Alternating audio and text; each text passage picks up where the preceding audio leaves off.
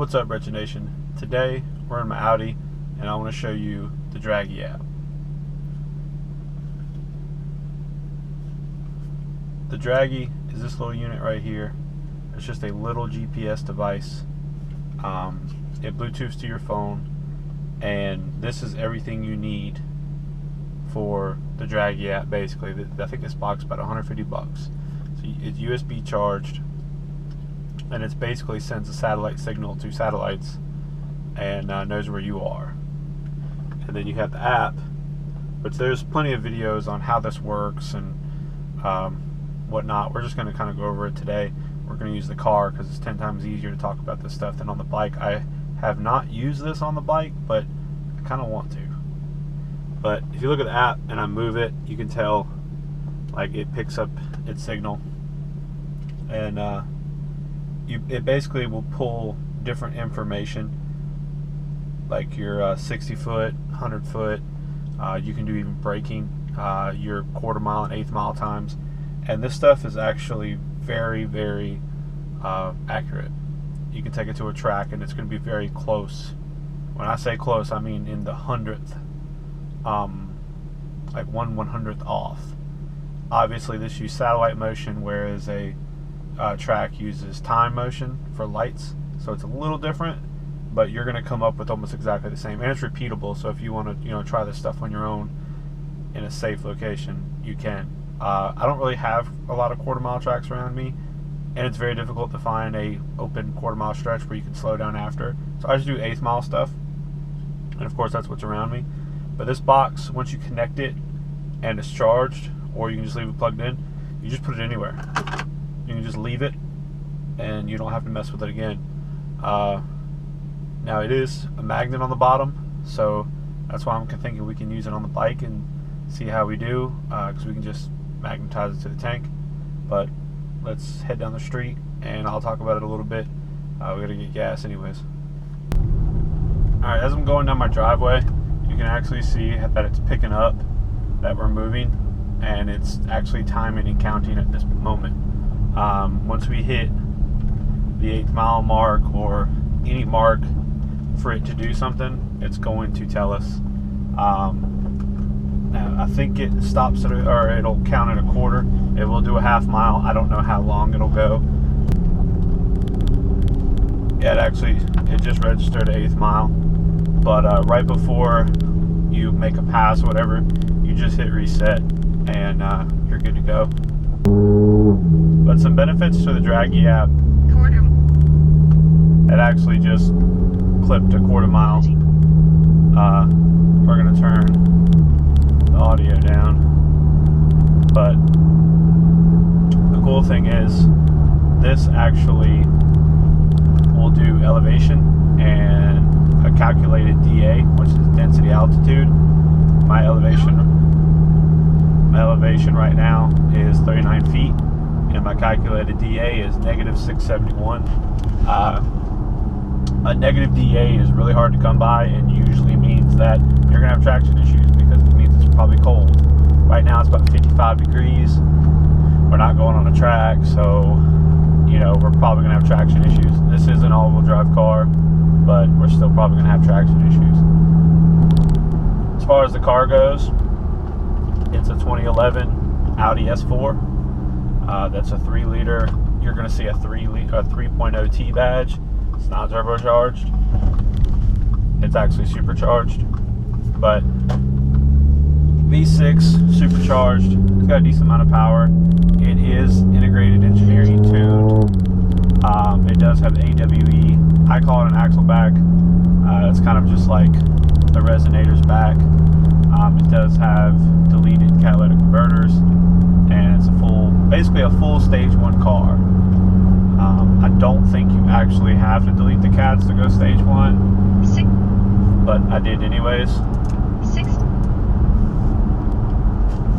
We'll close that app out until we're actually going to use it, because it's going to keep talking. But the app's really cool. Used it a couple times. I've used it in my buddy's race truck. We made some hits on the street, and they were super repeatable. It catches your mile an hour and your time, and that's crucial because you can really make some adjustments It shows your 60 foot. 60 foot's pretty much everything, especially in an 8th mile drag race. And that's where this car lives, is that 60 foot. Really, that first 100 feet, you can get out in front of cars that are so much faster than you because of the launch control and just the grip that this car has. It's not necessarily the most powerful car, but it's a really fun car to have. I love this car. Had it right at a year now. Haven't done a lot to it, but you know, I got motorcycles and other stuff to mess with. But we're gonna come up, get some gas, and we'll do an overview of the car once we get done and do a walk around. But the car basically has a couple different modes. You've got basically auto, which is just going to be normal driving. You've got comfort mode, which is probably going to loosen everything up and just try to be the most smoothest car it can be. And then you have dynamic, which is going to be full sport mode. They just call it dynamic. And then of course you have traction control. You take that off. These cars do have a built-in launch control from the factory, which is really cool. But with the integrated engineering, they've beefed that up a little bit and raised the limiter on that. Launch control on these cars are a little tricky though. You've got to push the brake in completely all the way to the floor, and you have to just slam on the gas. You can't ease into it. You've got to slam on it. You've got to be 100% committed or it won't engage. And then I can't remember if I raised the time or got rid of the time where it'll time out, but it will time out on the launch control, which you shouldn't sit on the launch control, which is also another tricky part of it, is if you sit on the launch control because of the way it cuts power, if you're sitting on it on the limiter and then you let off, it's actually going to bog off the start. And the main reason of that is because it's holding down power and you're not getting full power right off the bat. The best thing to do is to, especially if you're drag racing, where we're doing a hit, it's easy, but if you're drag racing at like a track and you have the time lights, you have to time it to where you come up on the launch control, but you let off as the RPMs are still rising before it hits the top. That way your car is accelerating, your engine is accelerating the entire time and it never hits that wall. That's the way to do it. But it's a really cool car. We're gonna, like I said, we gotta go get some gas. We're almost out of gas, but we're heating the tires up just by driving them, getting them warm. Can't do burnouts in this car. And getting the motor up to temp and everything. We'll get some gas and then go find us a spot to. Alright, we're gassed up, looking for a good spot. Now, there's a couple things you have to keep in mind. One, you need to be safe about it. Two, you need enough room to shut down, as in, you need to be able to slow down. And then three, you can get a time on any road, but the Dragy app also knows your elevation the entire time. So, if it also knows your slope and grade, so obviously if you were just going down a hill, you could get a faster time, and they know that. They will record the time, but it will say with a stamp on there, unverified, which means either something went wrong or your slope or grade was too far off from the mark. You need an as level place as possible.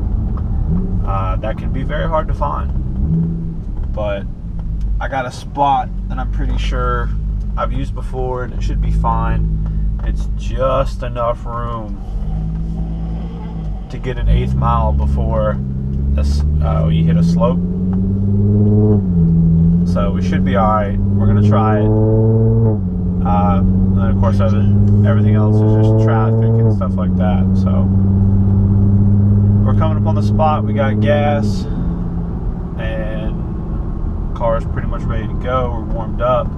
Hopefully we don't spin, or if we do, maybe not spin too much, but either way, Got a dragy app. We're gonna see what kind of numbers we can pull today.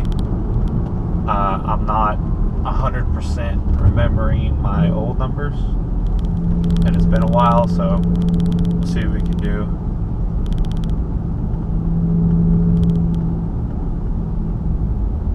Hopefully there's nobody out and about on this little stretch of road.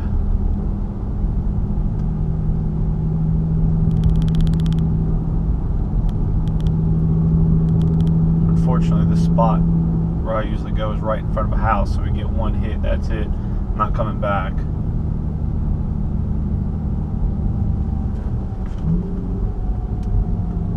But it doesn't look like anyone's home anyways. It might be.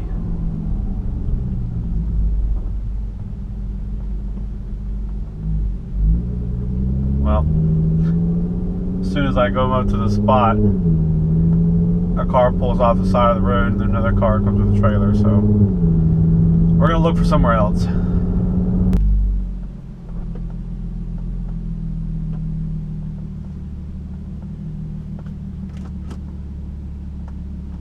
Alright, found a spot, gotta be quick. Push the brake all the way down, mat the gas, let off, and we'll see what the dragy does.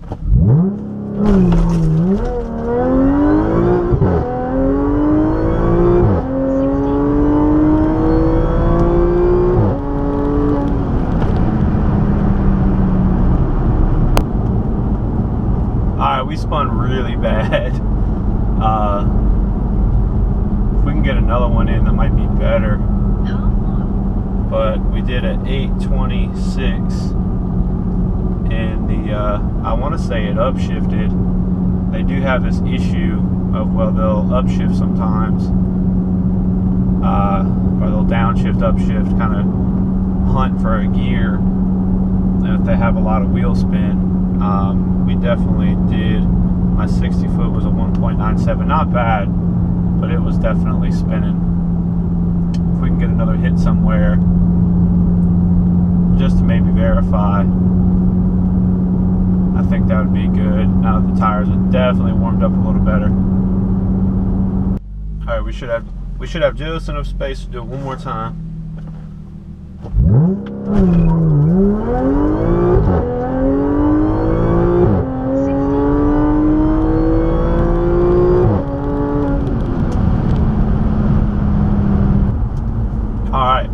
So we actually just did our fastest pass. Why does it look like that? We did a 1.79 60 foot, and we did a 7.82 eighth mile with actually a 1.39% upslope. So that's actually pretty good, because that meant that we were going uphill a little bit. But 7.82 seconds, that's not bad. It's actually my first 7-second pass. We spun a little, but not bad. I figured with the tires heated up a little bit. I didn't drop the air pressure because I didn't know how much driving I was going to be doing. But I didn't drop the air pressure on the tires. They were already a little low because it's been cold, but it didn't drop them anymore. I was going to put them around 25, but they're at 30, so not bad. But that was pretty good. Here, I guess I could show you guys. That's what the graph looks like and everything. Gives you the information. I don't know if you can see it, but it's definitely a cool thing to have. Comment down below if you want me to do this on the motorcycles. I think that'd be kind of cool too. It'd be really hard to, I think, get consistent. I've never raced motorcycles like that. I mean, I've raced friends and stuff, you know, from here to there, but I've never like gone to a track and really worked on launching a motorcycle. So that would be kind of cool to work on. But I don't know. 782, that's really cool. We'll get to the house and we'll talk a little bit about the car.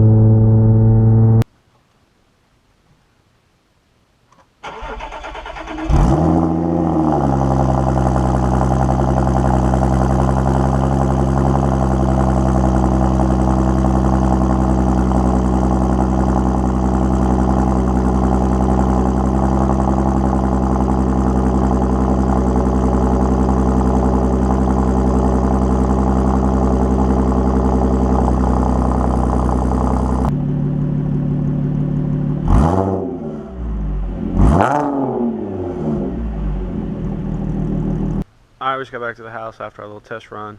Let's take a look at the car. It's nothing fancy, but let's take a look at it. This is my 2011.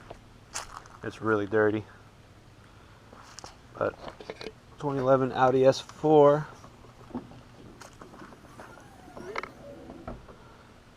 Definitely pretty dirty, but nothing too special.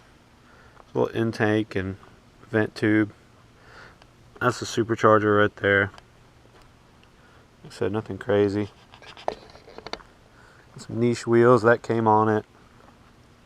I'd definitely like to get them changed out to something a little lighter, but it's 4-door, silver, sunroof. Like I said, nothing special, but I haven't really done much of anything to it. But that's pretty much it. If you would like to see some more videos on it and different stuff I do, definitely like the video and comment down below that you want to see more of it. I've done a little bit, but not a whole lot, and I wouldn't mind, you know, adding some car content if that's something you guys like to see too. But please like the video, comment, definitely subscribe if you haven't subscribed already, and as always, keep it wretched.